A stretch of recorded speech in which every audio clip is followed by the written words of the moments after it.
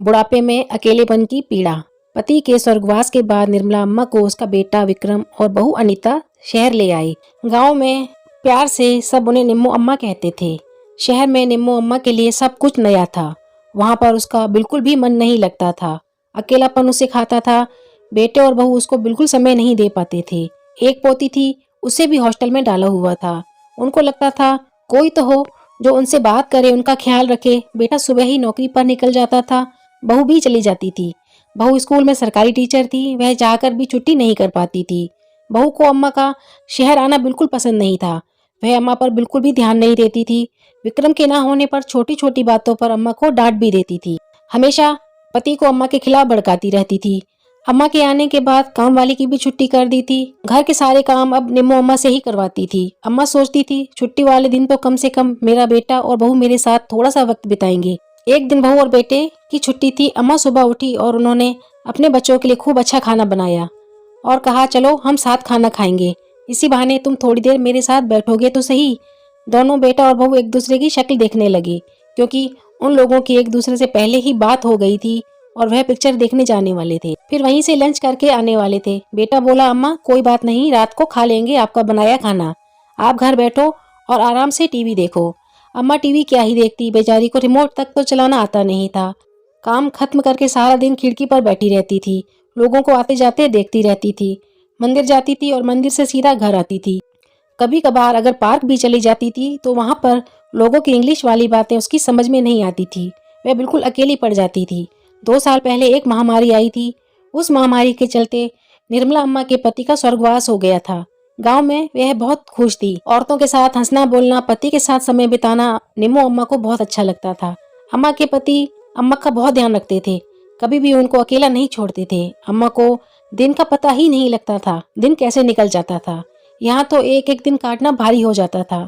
एक दिन अम्मा ने अलमारी में से पति की फोटो निकाली और देखने लगी। देखते ही देखते आंखों में आंसू भर आए। अम्मा बोली विक्रम के बाबूजी, काश आपकी जगह पहले मैं चली जाती।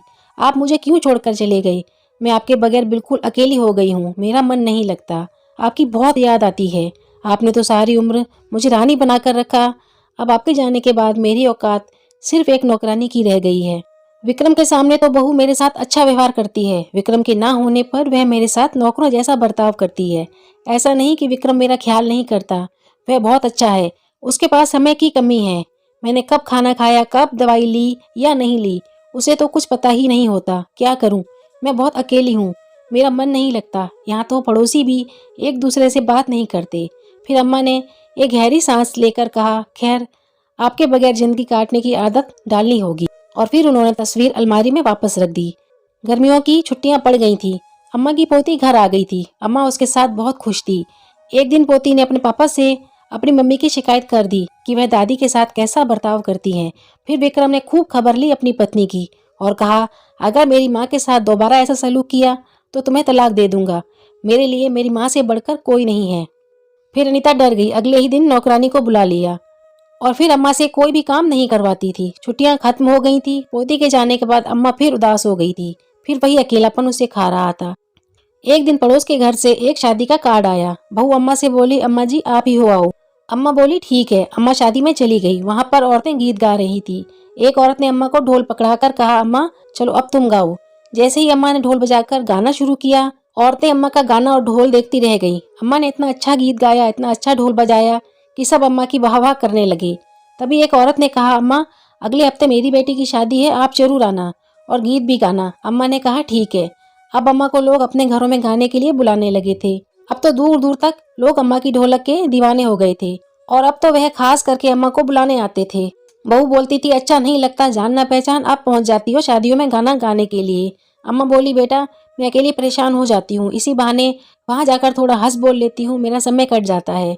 बहू ने सोचा ठीक है ना, इसी बहाने घर से कुछ देर तो दूर रहती है बुढ़िया। और कुछ औरतें अम्मा के साथ जुड़ गईं। अम्मा की एक मंडली बन गई। अब लोग अम्मा को पैसे देकर बुलाने लगे। यह बात अम्मा के बेटे और बहू को पता नहीं थी, नहीं तो वह कभी भी उनको जाने नहीं देते। सोचते थे अम्मा सिर्फ टाइम काटने के लिए जाती है। एक दिन अम्मा रात को हाथों पर तेल मल रही थी। बहू ने देखा तो कहा, क्यों अपने हाथों को थकाती हो, क्या जरूरत है आपको शादी में जा जाकर गाने की, घर बैठो आराम से, इस उम्र में इतना ढोल पीटोगी तो हाथ पैर दर्द करेंगे ही ना। अम्मा शांत रही, कुछ न बोली। एक बार एक घर में अम्मा गीत गाने गई। अम्मा को बाथरूम जाना था। किसी ने बोला उस कमरे में बाथरूम है, चली जाओ। अम्मा चली गई। बाथरूम में दूल्हे के चाचा थे। जैसे ही वह बाथरूम से बाहर आए तो अम्मा बाथरूम में चली गई। दूल्हे के चाचा ने अपनी हीरे की अंगूठी नहाते वक्त बाथरूम में रख दी थी। अम्मा बाहर आई तो वह अंगूठी लेने अंदर गए। उन्हें अंगूठी नहीं मिली और उन्होंने शोर मचा दिया कि अंगूठी अम्मा ने चुराई है। निम्मो अम्मा बेचारी चुप रही। वह डर गई और रोने लगी कि मैंने चोरी नहीं की। उन्होंने सबको बोला मैंने चोरी नहीं की, लेकिन कोई उनकी बात मान नहीं रहा था। चाचा ने शोर मचा दिया कि हो ना हो अंगूठी अम्मा के पास ही है। अम्मा के साथ गाने वाली औरतें बोल रही थी अम्मा ऐसा नहीं कर सकती, निम्मो अम्मा बहुत अच्छी है, बल्कि जो गीतों के पैसे हमें दिए जाते हैं वह खुद भी नहीं रखती, हमें ही बांट देती है। वह तो बस ऐसे ही शौक से गाती है। तो दूल्हे के चाचा चिल्लाते हुए बोले तुम जैसी औरतों को हम बहुत अच्छे से जानते हैं। तुम्हारा यही काम है, मंडली बनाती हो और घरों में जाकर चोरी करती हो। और तुम बुढ़िया इस उम्र में भी ऐसे काम करती हो, तुम्हें अपनी इज्जत का भी ख्याल नहीं है। अगर पुलिस ले गई तो तुम्हारे बच्चों की क्या इज्जत रह जाएगी। अभी ठहरो, मैं पुलिस को फोन करता हूँ। निम्मो अम्मा ने बोला नहीं बेटा ऐसा मत करो, मेरे बेटे को पता चलेगा तो वह बहुत गुस्सा होगा। लेकिन चाचा नहीं मान रहे थे और उन्होंने पुलिस में फोन कर ही दिया। पुलिस स्टेशन में एसएचओ साहब बैठे हुए थे। इंस्पेक्टर साहब ने बताया सर आपके घर के साथ वाले मोहल्ले से फोन आया है, किसी बुजुर्ग महिला ने शादी में चोरी की है, वहाँ जाना है। एसएचओ बोले अच्छा बुजुर्ग महिला का केस है, मैं खुद जाकर देखूंगा। और वह वहाँ पहुँच गए जहाँ निम्मो अम्मा पर चोरी का इल्जाम लगाया गया था। एसएचओ ने जब अम्मा को देखा तो बोले अम्मा सबसे पहले अपना पर्स दिखाओ। अम्मा सर झुका के खड़ी थी। एसएचओ साहब ने कहा अम्मा पर्स खोल के दिखाओ। अम्मा ने जैसे ही पर्स खोला उसमें 500 के बहुत सारे नोट थे।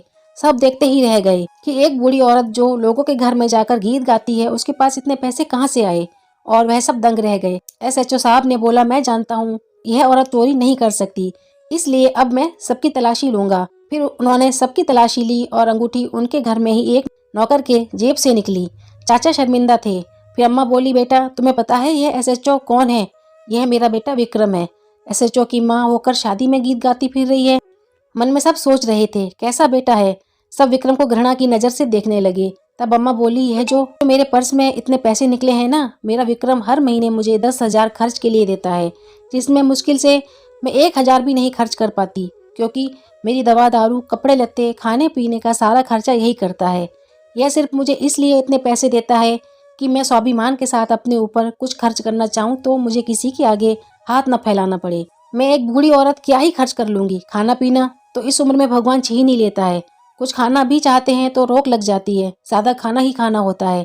पर इसको यह नहीं पता कि मुझे इसका पैसा नहीं, इसका थोड़ा सा वक्त चाहिए। तुम्हें पता है मैं यह गीत क्यों गाने जाती हूँ?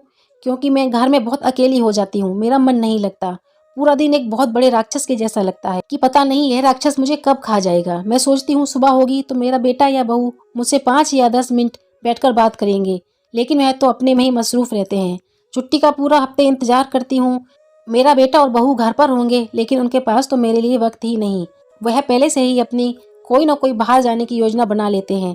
खाना खाने के बाद रात को अगर थोड़ी देर फ्री होते हैं तो बेटा अपना लैपटॉप लेकर बैठ जाता है और बहू अपने फ़ोन में मगन हो जाती है। मैं सोचती हूँ काश 5 मिनट मेरे पास बैठ जाएं और मेरे से अपने दिल की बात करें, मुझसे मेरे दिल की बात पूछें, लेकिन उनके पास मेरे लिए वक्त ही नहीं है।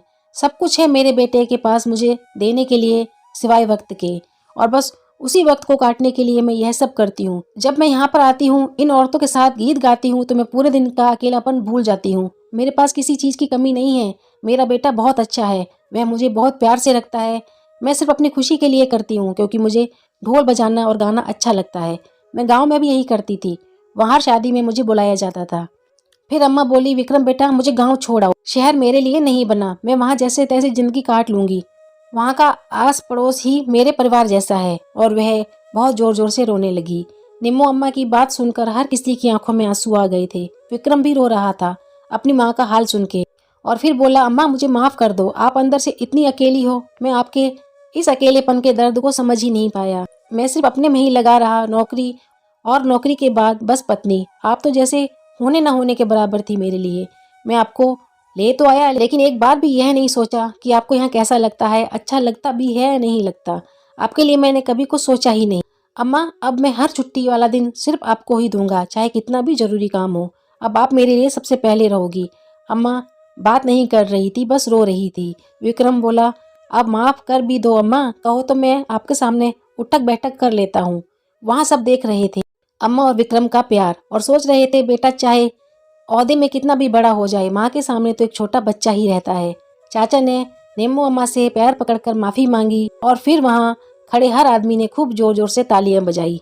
निम्मो अम्मा भी रोते रोते मुस्कुरा दी। सच में बुजुर्ग हमसे क्या चाहते हैं? थोड़ा सा प्यार और थोड़ी सी देखभाल, बस यही उनके लिए सबसे बड़ी पूंजी होती है। अपने बुजुर्गों को प्यार और सम्मान दें, यही उनके लिए सबसे बड़ा धन है। तो यह कहानी आपको कैसी लगी? आशा करती हूँ पसंद आई होगी, और अगर पसंद आई है तो प्लीज़ लाइक और सब्सक्राइब कर दीजिए। धन्यवाद।